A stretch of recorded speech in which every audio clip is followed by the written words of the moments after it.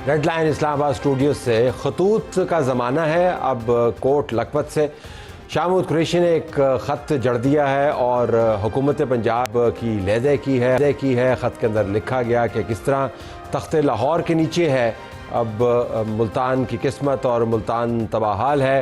आपने मोटरवे को तोड़ दिया, 25 मील की या किलोमीटर की झील वहाँ पर बन गई, लाखों लोग मुतासर हुए, हज़ारों लोग जो हैं वो मुसीबत का शिकार हुए आपकी नाअहली की वजह से। ये भी बताया कि रिलीफ कैंप आपने बंद कर दिए हैं, मामलात बड़े संगीन हैं। तो शाहमूद कुरैशी साहब ने जो ख़त लिखा है ज़ाहिर है उसके ऊपर अब पंजाब के अंदर से जवाब भी आएगा। इसके अलावा भी हम ये जानना चाहेंगे कि ये जो सैलाबी सियासत है इसके अंदर तुंदी क्यों नज़र आ रही है। अज़मा बुखारी साहिबा जिन्होंने हमें ज्वाइन किया है, वज़ीर इत्तलात नशरियात पंजाब की, इनके मैं कुछ ट्वीट्स देख रहा था। पीपल्स पार्टी को कह रही है कि आपने सूबा सिंध को एक कदीम ज़माने की जगह बना दिया है, उनकी तरफ से जवाब भी आ रहा है। तो हम ये जानना चाहेंगे इनसे कि ये इतने बेपता के अंदर इस किस्म की लड़ाइयाँ क्यों चल रही हैं। उनका शुक्रिया, लेकिन उनसे बात करने से पहले आपको बता दें कि मामला सिर्फ ये नहीं है। हम आपको अमेरिका भी लेके जाएंगे, वाशिंगटन और न्यूयॉर्क से आपको खबरें लेके देंगे। जयशंकर की मार्को रूबियो के साथ मुलाकात है। हिंदुस्तान और इंडिया और अमेरिका के ताल्लुकात जो हैं वो बड़े अहम हैं, लेकिन इसमें खट्टा मीठा बहुत हो रहा है। एक तरफ वीज़ों की पाबंदी होती है, उनको जो एग्जेम्पशंस दी जाती हैं, चाहबार में इन्वेस्टमेंट की उसको विड्रॉ कर लिया जाता है, टैरिफ लगा दिए जाते हैं। दूसरी तरफ से मुबारकबादी के पैगाम भी दिए जाते हैं। तो हम जानना चाहेंगे, गेटी हमें वहाँ से ज्वाइन करेंगे, गेटी आरा साफ़ी वाशिंगटन से, कि वहाँ पर हालात क्या हैं। वज़ीर आज़म अपने एक डेलीगेशन के साथ न्यूयॉर्क में 80वां जनरल असम्बली का सेशन है, बड़ा अहम सेशन है, तारीख़ी सेशन है। फ़लस्तीन की रियासत को पहली मरतबा मगरबी ममालिक की तरफ से वो सपोर्ट मिल रही है जिसकी उनको हमेशा से तलाश थी, लेकिन बदकिस्मती से फ़लस्तीनी रियासत की जो ज़मीन है वो इसराइल के कब्ज़े में है, वो छोड़ने को तैयार नहीं है। तो बड़ा एक धांसू किस्म का और धमाका खेज़ किस्म का इजलास है। हमें वहाँ से बता रही होंगी सुमेरा खान के वज़ीर आज़म की इसके अलावा भी क्या मसरूफियात हैं। सोना पाकिस्तान के अंदर बहुत महंगा है दुनिया भर की तरह, लेकिन जब हम देखते हैं कि सोने का कारोबार करने वाले कितने टैक्स देते हैं तो लगता है कि सोना उनके लिए मुफ्त है। हमारे पास मौजूद होंगे Mohammad Arshad, chairman all Pakistan jewellers manufacturing association. PR की तरफ से कहा जा रहा है कि भाई आप ज़रा बताएं तो सही कि आप के पास सोना कितना है, डॉक्यूमेंट करें, टैक्स आप कितना देते हैं। तो उनकी तरफ से हड़ताल की और सख्त किस्म के रद्द-ए-अमल की खबरें हमारे पास आ रही हैं, तो ये भी बात करेंगे। अज़मा साहिबा बहुत शुक्रिया, आपने हमें ज्वाइन किया। पहले तो वाक़तन ये शाहमूद कुरैशी साहब का जो ख़त है इस पर जो खबर है बहुत सारी चीज़ें हैं, लेकिन ये जो मोटरवे के अंदर शगाफ और उसके बाद जो वाक़ई हालात बने वो तो आपसे छुपे हुए नहीं हैं। ये मैंने 2-3 जगह से और भी सुना है। मैं जानना चाहूँगा कि ये पहले जब पता था कि इतना पानी इकट्ठा हो गया है तो अगर कंट्रोल्ड शगाफ देते तो ज़्यादा बेहतर नहीं था? ये फ़ैसला क्यों नहीं किया आपकी हुकूमत ने बर वक्त? तलत साहब, और आपने बिल्कुल सही टर्मिनोलॉजी इस्तेमाल की कि जो सैलाबी सियासत है, अनफॉर्चुनेटली उसके अंदर हर बंदा जो है वो अपना अपना हिस्सा डाल रहा है। पहला तो सवाल ये है कि जो सारे सैलाबी सियासत कर रहे हैं इनका ख़ुद का रोल क्या है पूरी इस सैलाब की हालत में? इनमें से किसी को आपने कोई रेस्क्यू, कोई रिलीफ का काम करते हुए देखा है? आप चले कुरैशी साहब तो जेल में हैं जिन भी मामलात की वजह से, उनकी पूरी फैमिली जो है वो सियासत में है और वो जो है वो पिछले कई सालों से, दिहाइयों से वो मुल्तान के जो है वो तख्तो ताज के मालिक हैं। सवाल ये है कि उन्होंने क्या किया मुल्तान के लिए, और वो सिर्फ जो है वो बैठ के अंदर जो है वो बयानात जड़ रहे हैं। ज़ैन कुरैशी साहब का मैंने वीडियो देखा, वो शायद मुल्क से बाहर है। जो उनकी बेटी हैं वो किसी न किसी टीवी चैनल पे आपको ज़रूर नज़र आ जाती हैं। उसके अलावा उन्होंने कोई, वो जो आज मुल्तान का दुख रो रहे हैं और गलत बयानी से काम ले रहे हैं, जो कि बुजुर्ग हैं, मैं उनको झूठा नहीं कहना चाहती। नहीं, गलत बयानी क्या किया? अफसोस की बात मुझे बताया, गलत बयानी क्या किया जरा हमें? मैं आ रही हूँ जी, मैं आ रही हूँ, मैं उसी के ऊपर आ रही हूँ। पहली तो जो आपने जो है ना ये 3.5 साल ये वज़ीर ख़ारजा भी थे उस पार्टी के जिसने 100 दिन के अंदर जो है वो नया सूबा बनाना था, और ये हर वक्त तख्ते लाहौर और जो है वो जनूबी पंजाब का नारा लगाना, ये इन्होंने मजाक बना लिया है। और लेकिन ये है कि जब ग्राउंड पे कुछ काम करने की बारी आती है तब कोई भी आपको नजर नहीं आता। अब मैं कुछ चीजें आपके सामने जरूर रखना चाहती हूँ। जो सवाल आपका था मोटरवे के हवाले से कि शगाफ डालने की बात है, अब अगर इनको जेल में बैठ के पता नहीं चला तो कम से कम किसी से पूछ ही लेते। जब ये शगाफ डाला गया उससे पहले 2 रेले जो इंडिया की तरफ से हैं वो आ चुके थे, उसके मुताबिक ये मैनेजमेंट जो है वो की गई। तीसरा रेला बगैर किसी टाइम के, बगैर किसी चीज़ के जो है वो दोबारा भेजा गया। अब मुझे ये बताइए कि उसके ऊपर किसका कंट्रोल है? उसके ऊपर शाह महमूद कुरैशी साहब खुद खड़े होते, सारी फैमिली लेके पानी रोक सकते थे तो रोक के देख लेते। ये अजीबो गरीब बात है। ये इंतज़ामिया से ज़्यादा ये फिक्र किसी को हो सकती है। और मैं कुछ फिगर्स आपके साथ ज़रूर शेयर करना चाहती हूँ। इस वक्त जो विलेज अफेक्टेड है 163 है जी ज़िला मुल्तान के अंदर, जिसके अंदर 3 लाख से ज़्यादा की आबादी इफेक्टेड है और लाइफ स्टॉक जो है वो 3,27,000 समथिंग है जो इससे इफेक्ट हुआ। इस वक्त मुल्तान के अंदर 25 मेन कैंपसेस हैं जी जो रिलीफ कैंप लगाए गए हैं चीफ मिनिस्टर साहबा की तरफ से पूरी 4 तहसीलों के अंदर, और उसके साथ 20 सब कैंपसेस भी लगाए जाते हैं एज पर नीड, जहां पर पता चलता है कि लोग जो है वो उनको खाना नहीं पहुंच रहा या लोग जो है उनको मदद की ज़रूरत है, फौरी तौर पर वहाँ पर सब कैंपसेस जो हैं वो लगाए जाते हैं। उसके बाद रेस्क्यू ऑपरेशन जो बोट्स पे था वो 32 पॉइंट से मुख्तलिफ आपका बहुत आदाद शुमार आई अंडरस्टैंड, बट लेकिन आपने मुझे इसका जवाब नहीं दिया कि पानी तो आ गया, पानी जो है वो मिसाइल की तरह जो है 2 सेकंड में तो नहीं आता, तो ये आपकी प्लानिंग क्या थी? ये पानी ने मोटरवे क्यों तोड़ा? आपने खुद उसको जगह फराहम क्यों नहीं किया? असल इशू ये है।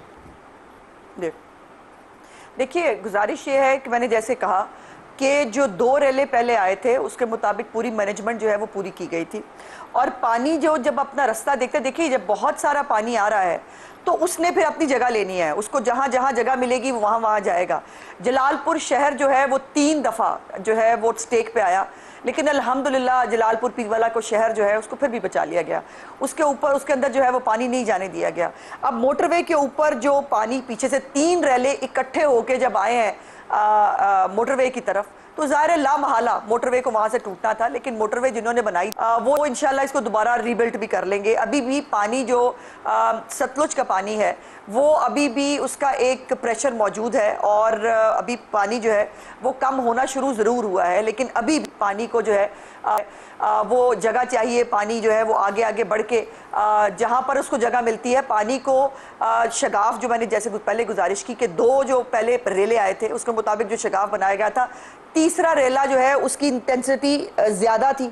और जब वो तीनों रेले, ये अंडरस्टैंडिंग थी और ये यकीनन तवक्को भी थी कि ये 2 रेले जो है वो गुजर जाएंगे तो पीछे से अगर तीसरा कोई आएगा भी तो फ़र्क नहीं पड़ेगा। लेकिन चूंकि पानी बहुत ज़्यादा था और पानी को आगे बढ़ने के लिए जगह नहीं मिली तो वो पानी भी वहाँ मौजूद था और पीछे से जो रेला आया उसने यकीनन मोटरवे को जो है वो किया। लेकिन मेरी गुजारिश है कि हमारे 62 जो पुल है, एक मिनट 62 पुल जो है पूरे सैलाब में पंजाब में मुतासर हुए थे।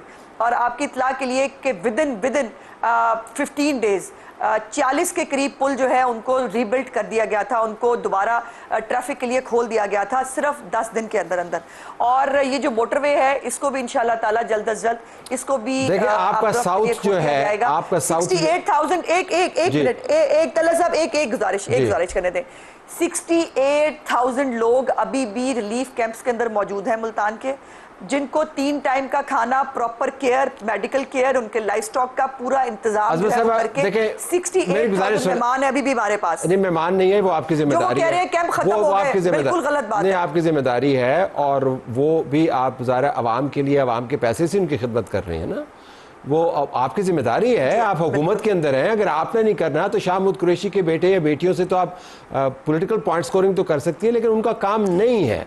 वो आप पर तनकीद बेजा हो सकती है आपकी नजर में नहीं, लेकिन दलाल साहब उनका ये काम है, नहीं उनका ये काम है कि वो गलत बयानी करें, उनका ये काम है कि वो सैलाब के ऊपर सियासत करें, उनका ये काम नहीं है कि वो अपने लेवल के ऊपर जो कर सकते हैं वो क्या करें। जेल के अंदर बैठ के क्या करें? जेल से वो कागज की किश्तियां बना के भेजें, उनको क्या करें वो? नहीं, वो उनकी यहाँ पे सारा वो है ना, उनकी औलाद भी मौजूद है, उनकी सियासत, उनका घर बार मौजूद है। कोई रिलीफ कैंप ही लगा अच्छा चले मैं किसी को कोई राशन ही पहुंचा लेते, किसी को कोई रेस्क्यू रिलीफ के लिए गवर्नमेंट के साथ पार्टिसिपेट ही कर लेते। अच्छा चले, नहीं कर सकते। शर्जील मेमन जो है वो बैठ के खतबाजी कर रहे हैं। शर्जील मेमन जो है, ये लोग आपके साथ मौजूद हैं, ये आपकी हुकूमत के साथ मिलकर चल रहे हैं। आजकल आपको जरूरत नहीं है जब से वो सीट्स का फैसला आया, लेकिन ये आपके साथ रहे। ये कह रहे हैं कि अगर पंजाब में सैलाब पर फैक्ट फाइंडिंग रिपोर्ट बने तो पता चलेगा कि तबाही इससे कम हो सकती थी। ना तजुर्बाकारी की वजह से पंजाब में सैलाब से तबाही का दायरा वसी हुआ। अगर अच्छी मनसूबा की बंदी की जाती तो इतनी तबाही से बचा जा सकता था। आपका जवाब है कि पीपल्स पार्टी ने सिंध और कराची को ज़माना कदीम का इलाका बना दिया। नून लीग तअस्सुब और लसानियत की सियासत पर यकीन नहीं रखती। मतलब शर्जील मेमन भी यही बात कर रहे हैं और आपका जवाब भी मुंह तोड़ किस्म का है, लेकिन ये काउंटर एक्विजिशन में आ जाता है ना, तो वो भी क्यों ये इशू उठा रहे हैं फिर? देखिए, मुझे तो मैं समझती हूँ कि शर्जील मेमन साहब से जो बड़ी अथॉरिटी है वो बिलावल भुट्टो साहब हैं, या वो चेयरमैन सेनेट हैं यूसुफ रज़ा गिलानी। उन दोनों के स्टेटमेंट ज़रा निकाल के देखिए कि उन्होंने पंजाब की और चीफ मिनिस्टर साहिबा की जो सैलाब के अंदर मैनेजमेंट है उसको किस तरह से जो है वो सेकंड किया है। अब शर्जील मेमन साहब के ऊपर क्या प्रेशर है, वो क्या करने की कोशिश कर रहे हैं, मेरी समझ से बाहर है। और उनको भी जो है वो तड़का लगाना है इस सैलाबी सियासत के अंदर। तो बातें तो हमारे पास भी बहुत सी करने वाली हैं। अभी मुझे ये जो दूसरों को नातजुर्बाकार कहते हैं, 15 साल से बिला शिरकत गैर सिंध के मालिक हैं। मुझे बताएं सिंध के क्या हालात हैं। और सिंध के अंदर जो पिछला सैलाब आया था, जिसमें आज भी लोग अभी भी जो है उसके अंदर लावारिस पड़े हुए, पूरी बैरूनी इमदाद आते हुए, अब हम पे प्रेशर किया है, बैरूनी इमदाद क्यों नहीं मांगते? हम कह रहे हैं कि नहीं भाई, हम अपने रिसोर्सेज से अपने लोगों को बसा लेंगे। अब ये कोई लड़ाई वाली बात है? बिस्क के जरिए पैसे दें, मतलब ये आप बताएंगे हमें कि हमने पंजाब के अंदर मैनेजमेंट कैसे करनी है? आप अपना सिंध देखें ना। आपको पंजाब की जितनी फिक्र है, इतनी फिक्र आप सिंध और कराची की कर लें। इनके लोग याद है आपको, जब बहुत बारिश हुई थी तो उन्होंने कहा बारिश बंद हो लेंगे ना। हमारे जरा देखें तो सही, वजीरों ने जो है मजदूरों की तरह काम किया है। चीफ मिनिस्टर जो है वो मजदूरों की तरह काम कर रही है दिन रात। कोई जगह ऐसी नहीं है जहां पर वो खुद जाकर खुद लोगों के साथ मिल नहीं रही, लोगों की जो है वो इमदादी सरगर्मियां कैसी हो रही है उनको देख नहीं रही, लोगों को जो है वो फैसिलिटेट करने की कोशिश नहीं करी। ये बाहर बैठ के ये सिर्फ जो है वो सियासी बयान दे रहे हैं। वो एक्चुअली गुस्सा जो मुझे इनसे चली है वो ये है कि जो पीर पगाड़ा साहब के जो बेटे हैं, मेरे ख्याल राशिद साहब उनका नाम है, उनका भी कल एक वीडियो बयान आया। उन्होंने कहा कि बहुत मेहनती वजीर आला है पंजाब के अंदर, और जिस मेहनत से वो काम कर रही है लगेगा भी नहीं 3 महीने के अंदर के वहां से सैलाब का गुजर भी हुआ था। अब इस बात का अगर शर्जील मेमन साहब को गुस्सा है तो मैं क्या कर सकती हूँ? लेकिन आप मुझे ये बताएं कि ये बेसिक इनकम सपोर्ट प्रोग्राम जो ग्लोबली इंडोर्स प्रोग्राम है, जिसके ऊपर आप हर बजट के अंदर एलोकेशन करती हैं, जिसके नीचे पूरे का पूरा इंफ्रास्ट्रक्चर मौजूद है लोगों को पैसे दिलवाने का, ये वैसे आप क्यों नहीं इस्तेमाल करना चाह रहे? मैं जानना चाहूँगा इसके पीछे क्या मंतक है? नहीं, लेकिन इसको इस्तेमाल कैसे किया जा सकता है, मेरा पहला सवाल ये है। बेनजीर इनकम सपोर्ट प्रोग्राम का एक सर्वे हुआ था बहुत अरसा पहले, बाय द वे उसके ऊपर भी बहुत सारे क्वेश्चन मार्क आज भी मौजूद हैं। उसको दोबारा होना चाहिए और जल्द अज जल्द करना चाहिए। अब उसके अंदर बिस्प के अपने जो है वो बेनिफिशरीज हैं, उन बेनिफिशरीज जो है उनको इमदाद जाती है। अब ये जो सारे लोग इफेक्ट हुए हैं, ये बेनजीर इनकम सपोर्ट प्रोग्राम के बेनिफिशरीज नहीं है। इनको इस प्रोग्राम के तहत रकूम दी कैसे जा सकती हैं? हमारा सर्वे जो है वो 1 महीने के अंदर कंप्लीट होना है, जो शुरू हो चुका है। चीफ मिनिस्टर साहिबा ने रिलीफ पैकेज का ऐलान भी कर दिया है, जिसके अंदर जो पक्के घर गिरे हैं उनके लिए 10 लाख रुपया, जो कच्चे घर हैं उनके लिए 5 लाख रुपया, जो गाय भैंस जो है उसके लिए जो जिसकी उसको नुकसान हुआ है उसके लिए 5 लाख रुपया, और जो छोटे जानवर है उसके लिए 50,000 रुपया, और हर जो काश्तकार है उसके लिए 20,000 पर एकड़ का चीफ मिनिस्टर साहब ने रिलीफ पैकेज का ऐलान किया है। अब मुझे बताएं, ये बिस्प के बेनिफिशरीज नहीं है, कौन से कानून के तहत बेनिफिशरीज जो नहीं है बिस्प पे उनको पैसे दिए जा सकते हैं? और हम बनाएंगे ना, अब हमें सिंध तो नहीं बताएगा कि हमने पैसे जो है वो मैकेनिज्म, हम तो बैरूनी इमदाद भी नहीं ले रहे। चीफ मिनिस्टर कह रही है मैं अपने रिसोर्सेज से दूंगी, तो ये हमें डिक्टेट करने वाले तो कोई नहीं होते ना। बिल्कुल। आखिर में अगर मैं आपसे जानना चाहूँ कि आप रिलीफ कैसे अनाउंस कर सकती हैं जब आपने असेसमेंट ही नहीं की कि कितना डैमेज हुआ है? नहीं, असेसमेंट्स मौजूद है, प्रीलिमिनरी असेसमेंट्स मौजूद है। अब असेसमेंट ये हो रही है कि किसका कितना नुकसान हुआ है। हमारे पास कितने घर गिरे हैं उसका भी फिगर मौजूद है, कितने कच्चे घर गिरे हैं, कितने जानवरों का नुकसान हुआ है उस मौजूद है। अब सर्वे इस चीज़ का हो रहा है कि किस किस का कितना नुकसान हुआ है। यानी ABCD जो लोग हैं, A का पूरा घर गिरा है, B का कितना घर पार्शल गिरा है, पूरा गिरा है, C की जो है वो कोई गाय जो है वो बह गई है या उसकी कोई बकरी चोरी हुई है या वो। सो ये सर्वे हो रहा है। जो प्रिलिमिनरी असेसमेंट है वो सारी मेरे पास मौजूद है। कितने पक्के घर गिरे थे, कितने कच्चे घर गिरे हैं, कितने मवेशियों का नुकसान हुआ है, ये सब हमारे पास मौजूद है। हम कोई वो आसारे कदीमा की हुकूमत नहीं है, सिस्टमेटिक हुकूमत है और हमारे पास हर चीज़ को 24 घंटे ये हुकूमत काम करती है और उसके पास अपने फैक्ट्स एंड फिगर्स मौजूद होते हैं। आपका बहुत शुक्रिया। नाज़रीन, अज़मा बुखारी हमसे बात कर रही थी। हम चाहेंगे कि अब इसी मामले को एक सुनहरा रंग दें और आपको बताएं कि जो पाकिस्तान के सोने के डीलर्स हैं वो सरापा एहतजाज हैं और एतराज़ कर रहे हैं उन नोटिस के हवाले से जिनके अंदर उनसे अब ये डिमांड की जा रही है कि उनके टैक्स के मामलात सीधा करने का वक्त आ गया है। Mohammad Arshad, chairman all Pakistan jewellers manufacturing association, हमारे साथ मौजूद हैं। अरशद साहब, अस्सलाम वालेकुम। बहुत शुक्रिया आपका। आप खैरियत से हैं जी? अल्हम्दुलिल्लाह खैरियत से हैं। ऑल वेल जी। अरशद साहब, आपके ज्वेलर्स कितना टैक्स देते हैं साल का? सर ये तो सवाल ऐसा कि मतलब पूरा सेक्टर ही है और अल्हम्दुलिल्लाह हमें ये पता है कि हम जो सेक्टर, हमारा सेक्टर जो टैक्स पेड कर रहा है वो अल्हम्दुलिल्लाह तमाम सेक्टर से ज्यादा है। तो है कितना? सर फिगर तो मैं नहीं बता सकता आपको और ना मेरे इल्म में है फिगर, लेकिन अल्हम्दुलिल्लाह ऑलमोस्ट जो है तमाम ज्वेलर भी टैक्स पेयर हैं इनकम टैक्स में। अच्छा, पिछली मरता 36,000 2022 की एक रिपोर्ट है, थोड़ी सी पुरानी है, उसके अंदर तो हमें बताया गया था कि तकरीबन 36,000 ज्वेलर्स हैं लेकिन सिर्फ 54 ज्वेलर्स बाकायदगी से टैक्स देते हैं। इस तरह कंडीशन गवर्नमेंट ने जो है मतलब एसोसिएशन को भी किया, उसके बाद हमने भी बहुत मेहनत, अल्हम्दुलिल्लाह आज हम बहुत अच्छे फिगर पे मौजूद हैं और मजीद कोशिशें जारी है कि जो लोग अभी तक रजिस्टर्ड नहीं हो पाए उनको भी हम रजिस्टर्ड करें।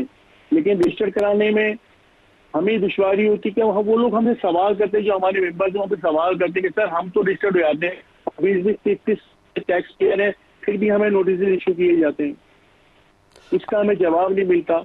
और प्लस ये कि फेडरल गवर्नमेंट की तरफ से कोई हमें मराहत नहीं मिलती। आज हमारा SRO 706 जो सस्पेंड पड़ा हुआ है, हमारी एक्सपोर्ट रुकी हुई है, तो भाई उसको भी खोले ना, एक्सपोर्ट खोले ताकि ये रेवेन्यू कलेक्ट हो, एक्सपोर्ट बढ़े हमारे मुल्क की। अच्छा, उस रिपोर्ट में यह भी लिखा गया था कि तकरीबन सोने का जो मार्केट का हजम है 2.2 खरब रुपए है, लेकिन सिर्फ 29 अरब रुपए FBR के पास डिक्लेयर्ड हैं। यानी जो ज्वेलर्स के बारे में उमूमन ख्याल ये किया जाता है कि उनका जो कोर एसेट है, एक तो सोना और दूसरा सोने के गिर्द जो ट्रांजैक्शन जो है वो बहुत हद तक अनडिक्लेयर्ड है। ये डॉक्यूमेंटेशन कहीं पे अवेलेबल है कि कितना सोना आ रहा है, कितना जा रहा है? देखिए तलत भाई, तमाम चीजें आपकी बिल्कुल आप बात सही कर रहे हैं, लेकिन बात ये कि इसके लिए एक सिस्टम बिगड़ा हुआ है 70-75 साल का। इसको समेटने में, इसको बेहतर करने में, इसको डिजिटलाइज करने के अंदर टाइम लगेगा, कुछ वक्त लगेगा। एकदम तो तमाम चीजें सही नहीं हो जाएंगी। हमने कैंप तक के लगाए FBR के लिए कि जी हम अपने लोगों को रजिस्टर करें, हम सड़कों पर भी बैठे, हमने और रजिस्ट्रेशन कराई भी ज्वेलर्स की। अब कुछ ज्वेलर्स ऐसे कि सिर्फ नाम का उन्होंने बोर्ड तो लगाया हुआ ज्वेलर्स का, लेकिन उनकी दुकान के अंदर 10 ग्राम सोना नहीं है, वो सिर्फ कैटलॉग्स के ऊपर बिजनेस कर रहे हैं। तो उनको कैसे हम मतलब मजबूर कर सकते हैं? जिनका ना बैंक अकाउंट है, ना कोई स्टेटमेंट है, उनको हम कैसे कह सकते हैं? फिर भी हम कोशिश भरपूर कर रहे हैं, पूरे पाकिस्तान से लोग कोशिश कर रहे हैं कि तमाम सेक्टर को जो है डिजिटलाइज भी करें और रजिस्टर भी कर रहे हैं।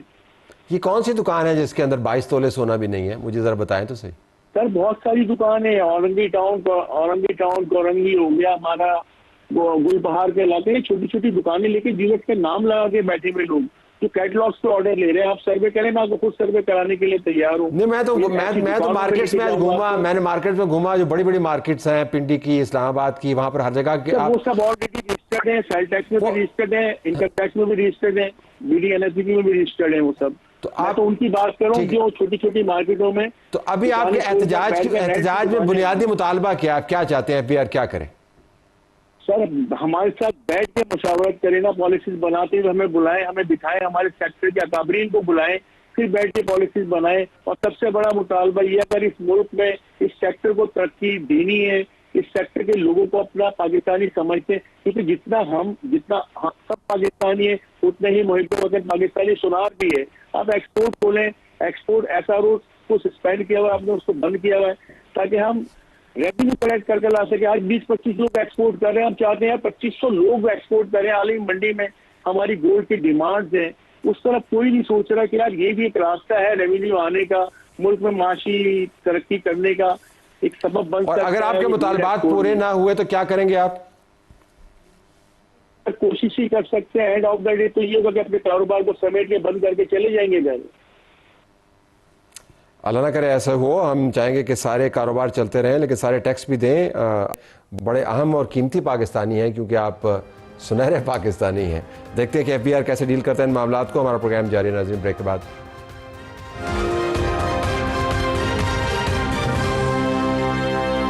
आइए नाज़रीन, हम आपको अब अमेरिका लिए चलते हैं, जहां पर वाशिंगटन की भी बात करेंगे और न्यूयॉर्क की भी बात करेंगे। वाशिंगटन में हमें गेती आरा सीनियर सहाफ़ी ज्वाइन कर रही हैं, और इसके बाद न्यूयॉर्क से हमें सुमेरा खान जो खुसूसी नुमाइंदा हैं समा टीवी की, और वहाँ पर अक़वाम मुत्तहिदा की जनरल असम्बली का सेशन कवर करने के लिए गई हुई हैं, वो हमें वहाँ से रिपोर्ट कर रही होंगी। लेकिन गेती को हम खुशामदीद कहते हैं। गेती, अक़वाम मुत्तहिदा की तो हम बात कर लेंगे, 80वां इजलास है तफसील के साथ, लेकिन अभी ये जयशंकर और मार्को रूबियो की मुलाकात हुई है।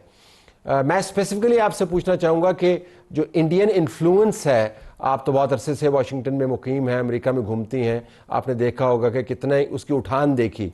अब ये मसलन वीज़े का जो एक इशू सामने आया है, पता चला कि 73-74% इंडियंस जो है इस वीज़े से मुस्तफ़ीद हो रहे थे, और अब उन्होंने उसकी $1 लाख वन टाइम फ़ी कर दी है। तो ज़रा आप इन ताल्लुकात को कैरेक्टराइज कैसे करते हैं? गालम गलोच भी है, पाबंदियाँ भी हैं, टैरिफ भी है, एक दूसरे को मोहब्बत के पैगाम भी भेजते हैं, मुबारकबादी भी देते हैं। What is happening? जी, thank you for the question. अच्छा, आपने बिल्कुल सही पॉइंट आउट किया है। लेकिन अगर आप प्रेसिडेंट ट्रंप की सियासत को देखें तो उनका एक खासा है कि वो एक बड़ा मिक्स किस्म का प्लेटर आपको पेश करते हैं। कभी आपको लगता है कि बहुत ज़्यादा किसी के क्लोज हैं, कभी लगता है कि नहीं बहुत सख्त हैं। लेकिन इंडिया के हवाले से कुछ अरसे से वो काफ़ी सख्त ही उनका स्टांस चल रहा है। अब जब क्योंकि उनकी जो पॉलिटिकल वोटर बेस है जहाँ से वो आए हैं, उनके साथ ज़ाहिर है वो कुछ वादे करके आए थे, और उन वादों में से एक जो है वो इमिग्रेंट्स, इलीगल इमिग्रेंट्स जिससे ये काम शुरू हुआ था, जो कि अभी भी जारी है, उनको अमेरिका से निकालना था। लेकिन उस वक्त भी बहुत से लोग ये कहते थे कि जो इंडियन स्पेशली जो स्किल्ड वर्कर्स आते हैं यहाँ पे H1B वीज़ा, जिस पे 71%, बिल्कुल आपने ठीक कहा, जो है उसमें हिस्सा इंडियंस का है, और तकरीबन 5 लाख लोग हैं इस वक्त जो इस वीज़े पे इस वक्त मौजूद हैं, और उसके बाद चाइनीज़ हैं और फिर फिलिपिनो। तो लोगों का ये कहना था कि टेक इंडस्ट्री में स्पेशली जो लोग आ रहे हैं वो इतने हाई स्किल्ड नहीं हैं, लेकिन वो आ जाते हैं मनूवर करके और इसका मिसयूज़ करके इस प्रोग्राम का किसी ना किसी तरीके से। बहुत से फ्रॉड्स भी पकड़े गए, ऐसा नहीं है कि ऐसा नहीं हुआ, ऐसा हुआ है। लेकिन लोगों का ख्याल था कि वो इसको जो मसाइल हैं इसके वो वीड आउट करेंगे, लेकिन हुआ ये कि उन्होंने पूरा स्लैश कर दिया, और अब आपके सामने है जो सूरत हाल है वो काफ़ी परेशान कुन है। आपने ये भी देखा होगा कि इंडिया ने फौरी तौर पर एक स्टेटमेंट जारी की थी। आमतौर पर वो इतनी जल्दी उनकी गवर्नमेंट स्टेटमेंट्स नहीं जारी करती, क्योंकि उनको बहुत ज़्यादा इफेक्ट हो रहा है, डायरेक्ट इफेक्ट हो रहा है। मतलब यहाँ पे ये भी सीन देखे गए हैं कि लोग एयरपोर्ट्स पे हैं, लोग एयरक्राफ्ट के अंदर थे, जब उनको पता लगा है कि ये वीज़ा जो है उसकी जो है रिन्यूअल पे तो नहीं, लेकिन उनके ऊपर किसी किस्म की भी आंच आ सकती है, तो वो दरवाजे खुलवा के वापस निकले हैं सैन फ्रांसिस्को वगैरह में कि आप हमें जाने दें, हम वापस इंडिया नहीं जा, और वो विजिट पे जा रहे थे शायद और मुल्कों में। और बाहर यहाँ पे भी बड़ी जो कंपनीज हैं उन्होंने ये जो हैं वो मेमो निकाले कि आप बेहतर है कि अमेरिका के अंदर ही रहें, क्योंकि रिन्यूअल फीस जो है वो $100,000 नहीं हुई, लेकिन यह है कि अगर वो दोबारा वापस आएंगे तो पूरा प्रोसेस करना पड़ेगा। तो इस लिहाज से इंडिया के लिए कोई भी अच्छी खबर अभी नहीं आती। हालांकि बिल्कुल आपने कहा, अभी ये जो है कल ही जो एक्सटर्नल अफेयर्स के मिनिस्टर उनसे मार्को रूबियो मिले हैं, और लेकिन उससे आप देख लें कि कोई फर्क नहीं पड़ा, क्योंकि वो इट्स इन प्लेस। जो बड़ा एक फाइन या आप कुछ भी कह लें, जो उसकी फी बढ़ा दी गई है वो अब उनको देनी ही पड़ेगी, जो भी कंपनीज उनको लाती हैं।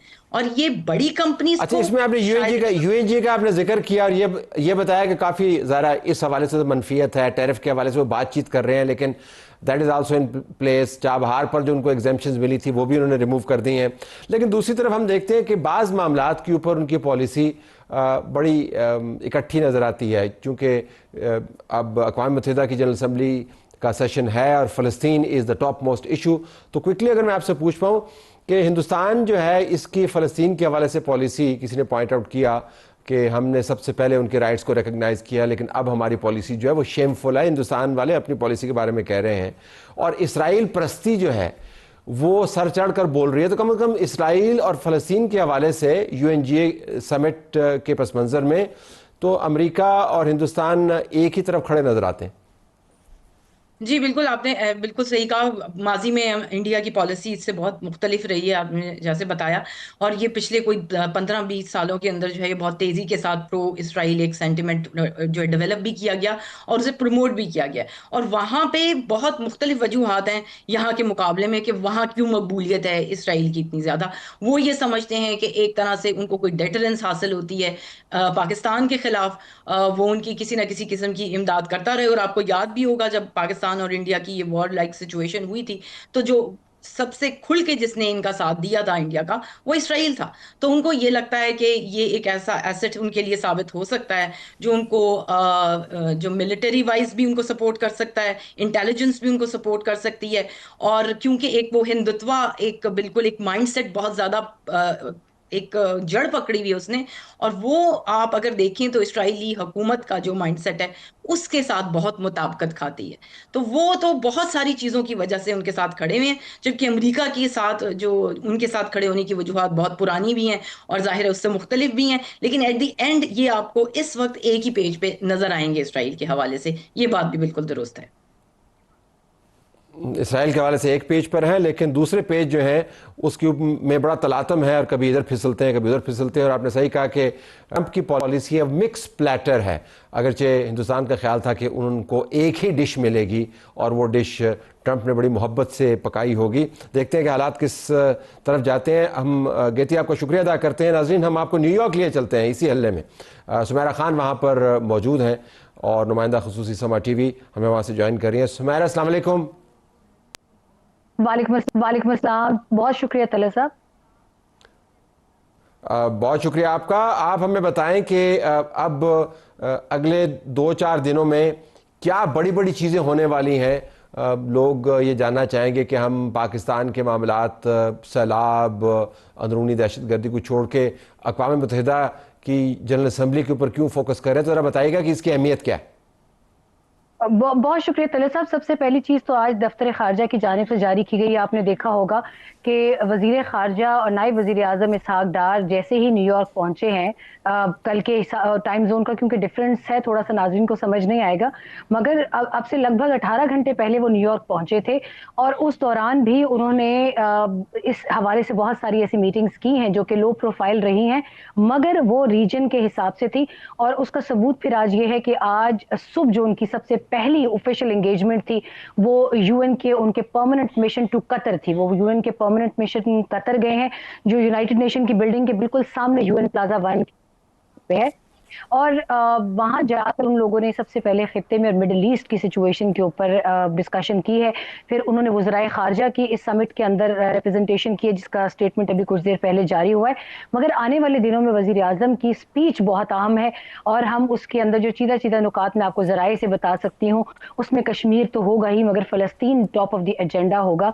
और फ़लस्तीन टॉप ऑफ द एजेंडा रखने का मकसद ये है कि इजराइल ने इस खित्ते के अंदर जो खुल्लम खुल्ला एक पैगाम दिया है कतर पर अटैक करके, और फिर उसके बाद इसी यूएन मिशन में बैठ के उनके एनवॉयज ने पाकिस्तान को भी एक धमकी दी, जिसके ऊपर बाद में जाहिर उन्होंने अपने अल्फाज पर माजरत भी की, क्योंकि हमारे सफीर मुस्तकिल सफीर जो है, मंदूब जो है पाकिस्तान के, उन्होंने बहुत सख्त जवाब दिया उसका।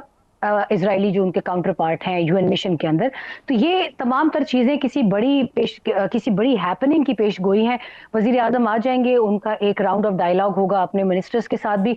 कोई 5-6 मिनिस्टर्स जो तगड़े तगड़े मिनिस्टर्स हैं पाकिस्तान के, they are arriving with the prime minister. अब से कुछ देर में वो न्यूयॉर्क पहुंच जाएंगे अपने खुसूसी जहाज से लंदन में, और लंदन से, और उसमें वजीर इत्तलात, वजीर दिफा, फाइनेंस मिनिस्टर और चंद लोग जो उनके साथ मजीद हैं। कहा यही जा रहा है कि भारतीय वजीर आजम नरेंद्र मोदी पीछे हट गए हैं। GS शंकर आएंगे, क्योंकि जो पहले roster of heads of government था उसके अंदर नरेंद्र मोदी का नाम था, मगर अब पता चल रहा है कि उसको हटाकर GS शंकर का नाम डाल दिया गया है।